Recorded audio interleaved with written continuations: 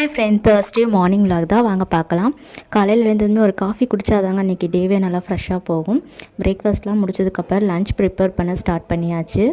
பட்டாணி இருந்துச்சு, ஸோ பட்டாணி புலாவ் செய்யலாம் அப்படிங்கிறக்காக தான் ரெடி பண்ணிகிட்டு இருந்தேன். அதுக்கப்புறம் கோவக்காய் வறுவல் செஞ்சுருந்தேன், கோவக்காய் ஃப்ரை. ஓகேவா. அதுக்கப்புறம் வந்துட்டு புலாவுக்கு வந்துட்டு ஒரு டம்ளர் அரிசி எடுத்துக்கிட்டேன்.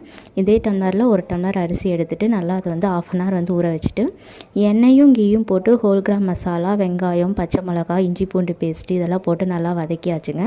வதக்குனதுமே பட்டாணி போட்டு நல்லா வதக்கிட்டு அதில் வந்துட்டு நம்ம 1/2 மணி நேரம் ஊற வச்ச அரிசியும் போட்டு ஒரு லைட்டாக ஒரு ஃப்ரை கொடுத்துட்டு அதில் தேங்காய் பால், இதோட மெயின் ரொம்ப டேஸ்ட் கொடுக்குறதே வந்து தேங்காய் பால் தான். தேங்காய் பால் ஊற்றி செஞ்சீங்க அப்படின்னா ரொம்ப டேஸ்டியாக இருக்கும்.